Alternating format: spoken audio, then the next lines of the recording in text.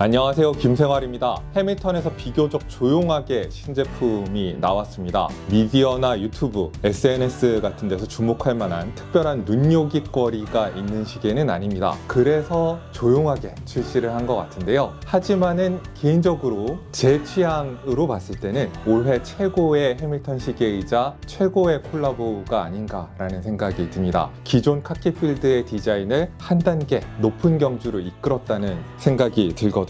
저는 이런 게 좋은 협업이라고 생각을 합니다. 인기 있는 지금 현재 이슈가 되는 누군가의 이름을 빌어가지고 판매량을 올리거나 버즈를 만들어내려는 게 아니라 외부 디자이너의 시각을 통해서 기존 제품을 개선할 여지를 찾는 것, 그게 진짜 진정한 협업이라고 저는 생각을 하거든요. 제가 예전에 저희 채널 한정판 같은 걸 만들 때 추구했던 바도 이런 거기도 하고요. 이번에 해밀턴은 누구랑 콜라보를 했냐? 엔지니어드 가먼츠라는 패션 좋아하시는 분들은 많이 아실 만한 브랜드와 협업을 했습니다. 1999년에 다이키 스즈키라는 일본 디자이너가 뉴욕에서 설립한 디자인 하우스이고요. 이 스즈키라는 인물은 네펜데스라는 편집샵의 공동 설립자이기도 합니다. 가장 미국적인 성격이 강한 패션 아이템들을 현지에서 떼어오는 편집샵으로 명성이 높았는데요. 여기서 얻은 뭐라고 해야 되나, 서당계 풍어를 바탕으로 해서 자체 브랜드를 만들었는데 역수출이 될 정도로 성공적이었습니다. 그게 바로 엔지니어드 가먼츠인 거죠. 해밀턴과 엔지니어드 가먼츠를 봤을 때 두 브랜드가 잘 맞는다고 여겨질 만한 부분이 많습니다. 첫 번째로는 둘 다 미국적인 성향이 있죠. 미국의 실용주의, 개인주의적인 성향을 반영하는 제품들을 만드는데, 엔지니어드 가먼츠라는 이름에서도 짐작하시겠지만은 의복을 디자인하는 게 아니라 엔지니어링 한다고 말하거든요. 그리고 목표가 사용자와 여러 경험을 함께 하면서 더 나만의 것으로, 더 개인적인 것으로 절실하게 느껴질 의복을 만드는 게 목표라고 말하고 있습니다.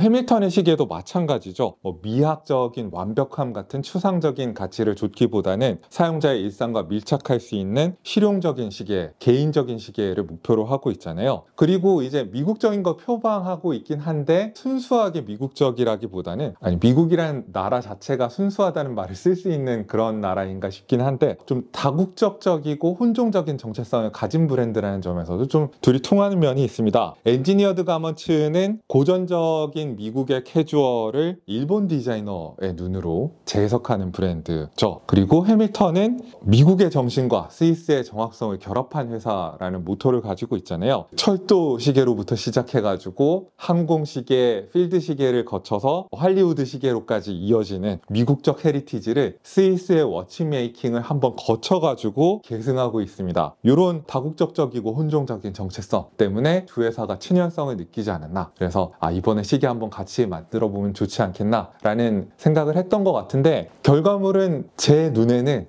정말 기가 막히게 좋습니다. 이미 있는 해밀턴 시계에 색깔 놀이를 한다거나 엔지니어드 가먼츠 로고를 갖다가 어디다가 잘 보이는데 박아가지고 판매량 늘리려는 이런 야근 시도를 하기보다는 되게 우직하게 접근을 했습니다. 필드 시계라는 게 가장 미국적인 시계, 가장 실용적이고 개인적인 시계이잖아요. 이번 협업의 목표는 어떻게 하면 모든 군더더기를 덜어내고 필드 시계의 본질에 가장 충실한 모델을 만들 것인가, 거기에 집중한 걸로 보여요. 제일 흥미로운 선택이 사이즈입니다. 이제까지 해밀턴 카키필드는 38mm 아니면 42mm로 나왔잖아요. 그리고 익스페디션 같은 경우에는 거기서 1mm씩 줄인 37, 41 이렇게 나왔는데, 얘는 아메리칸 클래식에 더 가까이 가겠다는 엔지니어드 가먼츠의 비전에 따라서 클래식한 필드 시계에 좀 더 가깝게 36mm로 사이즈를 줄여놨습니다. 그러고 소재는 티타늄을 택해서 좀 더 일상과 밀착할 수 있도록 만들었습니다. 이 브레이슬릿을 줄이지 않은 상태에서도 88g 밖에 되지 않거든요. 100m 방수의 기계식 시계로서는 굉장히 좋은 무게라고 할 수 있죠. 러그 투 러그는 43.2mm에 두께는 11.3mm, 그리고 러그 폭은 18mm에서 16mm로 좁아지는 이런 전체적인 사이즈 필드를 갖고 있는데, 제가 하루 동안 차고 있어 보니까 손목에 이렇게 올려놓으면은 손목위에서 사라진다는 느낌이 드는 굉장히 편한 필드 시계였습니다. 딱 하나 좀 두드러지는 차이가 있었다면은, 기존의 38, 42 이럴 때의 카키필드 티타늄은 두께도 얇다는 느낌이었는데, 이게 36mm까지 사이즈를 줄이니까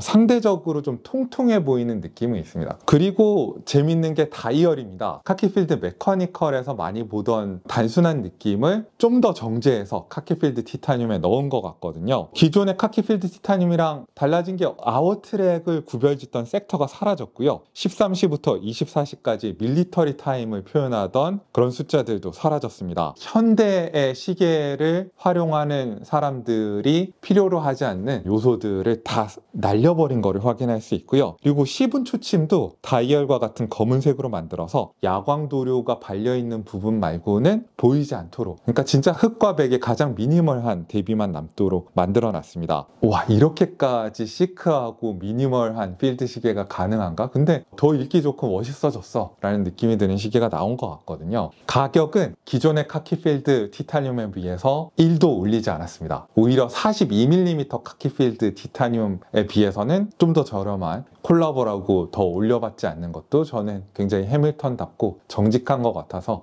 좋습니다. 그럼 하나하나 좀 더 자세히 뜯어보면은, 티타늄 케이스의 피니쉬는 기존과 똑같습니다. 해밀턴 카키필드에서 가장 고급 모델이니까 빗면도 좀 넣고 폴리시 브러쉬 대비도 좋고 그랬으면 좋겠다라고 생각하실 분들도 있을지 모르겠습니다만은, 해밀턴은 그런 거 안 하죠. 전체 브러쉬에 뭐 쓸데없이 각주거나 이런 장식적인 요소들을 다 생략한 그런 형태로 되어 있습니다. 그리고 살짝 볼록한 사파이어 크리스탈은 무반사 처리가 있긴 한데요, 늘 그렇듯이 뭐 특별히 강하지는 않습니다. 이 부분을 아쉬워하실 수도 있겠다는 생각이 드네요. 무브먼트로는 H10이라는 여러분들이 잘 아시는 해밀턴의 워크호스 무브먼트가 들어갔는데, 3Hz의 진동수에 80시간의 파워 리저브를 자랑을 하고 자성에 반응하지 않는 티타늄 기반의 니바크론 밸런스 스프링이 들어가 있기 때문에 완벽하죠. 방수도 100m에다가 자성에도 강하고. 그러니까 아까 다이얼이 굉장히 단순해졌다라는 말씀을 드렸는데, 그럼에도 불구하고 미니트랙에 이렇게 동심원이 들어가 있는 패턴이라든지 깨끗하게 찍혀있는 도톰한 야광점이라든지, 그리고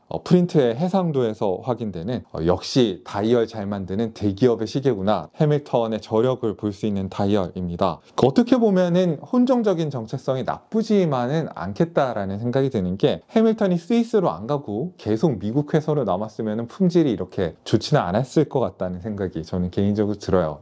포파티나라고 해서 막 빈티지 느낌을 내기 위해서 크림색으로 약간 색을 변화를 시킨다던가, 아니면은 좀 발랄한 색깔 액센트를 따로 주거나 뭐 이런 요소 없이 정말 깔끔하게 블랙 앤 화이트만 남겨서 단순한 느낌이 더 배가가 되고 있습니다. 날짜창도 생략이 되어 있고요. 그래서 완벽한 대칭 속에서 해밀턴, 카키, 오토매틱, 스위스 메이드 같은 남아있어야 될 프린트만 남긴 것도 아주 좋습니다. 이제 미군의 필드 시계 와의 연관성이라든지 고증은 조금 더 멀어진 것 같은데요. 하지만은 여기까지 오면은 고증이 중요한 게 아니라 기존의 카키필드 시리즈보다 더 멋있는 시계여야 되지 않을까. 이 시계야말로 정말 덜어낼수록 더 멋지다는 걸 잘 보여주는 다이얼이 아닌가 싶습니다. 저희 채널 카메라에서는 잘 안 잡힐 정도로 굉장히 은은하게 선브러시드 패턴이 다이얼에 들어가 있거든요. 그래서 여러분들이 만약에 형광등 아래에서 이 시계를 본다 그러면은 선레이 효과가 약하게 들어간 것도 확인하실 수 있을 겁니다. 해밀턴 시계는 야광은 별로 좋지가 않죠. 이 시계라고 특별히 더 좋아지진 않습니다. 그런데 반론을 제기하는 그 실제 군인분이 계셨어요. 외부의 광원이 완전히 없이 이제 산속에서 야영을 하거나 이럴 때는 해밀턴 정도의 야광만 해도 충분히 실제 작전 중에 쓰는데 문제가 없었다고 하니까 제가 뭐라고 합니까? 뒷면은 여기에다가 로고 플레이를 했습니다. 엔지니어드 가먼츠 로고가 들어가고, 그 다음에 엔지니어드 가먼츠가 제가 아까 1999년에 설립된 회사라고 했잖아요. 그래서 이게 1999개 한정판이거든요. 이 클로즈드 케이스백이랑 디스플레이 케이스백을 혼합한 느낌이에요. 아래쪽에 반달 모양의 창을 내서 거기에서만 무브먼트 일부를 노출을 했습니다. 약간 비주얼적인 터치를 통해 가지고 더 나아졌다고 생각하실 수도 있을 것 같고요. 아이씨, 무브먼트 시원하게 보였으면 좋겠는데 망쳐놨네, 이렇게 생각하실 분들도 있을 것 같고요. 디자이너가 만진 것 같은 케이스백이어서 저는 마음에 들어요. 브레이슬릿은 티타늄 소재라는 거 말고는 전형적인 해밀턴의 것입니다. 약간 느슨한 듯이 손목에 부드럽게 감기는 느낌인데요. 변화가 없는 것 같지만은 그래도 제가 꾸준히 지켜봐온 결과를 보면은 예전 모델에 비해서 그 조각들 사이에 유격이 없어지는 느낌입니다. 클래스프를 열어보면은 얇은 철판에 덧댄 게 아니라 실체감 있는 머신드 클래스프가 달려있는데 미세 조정은 조금 옛날 방식으로 세 칸의 구멍을 통해서 조절하는 그런 시스템입니다. 그래서 이렇게 종합적으로 봤을 때 이게 막 카키필드 머피처럼 영화에 나왔던 시계처럼 불티나게 팔리는 대박 시계가 될 것 같지는 않은데 제 생각에는 되게 오랫동안 시계 매니아들 사이에서 그 시계 좋았는데 라고 회자될 그런 시계가 아닌가라는 생각이 듭니다. 오늘도 여러분들께 유용한 정보가 됐으면 좋겠습니다. 저는 김생활이었습니다. 안녕히 계십시오.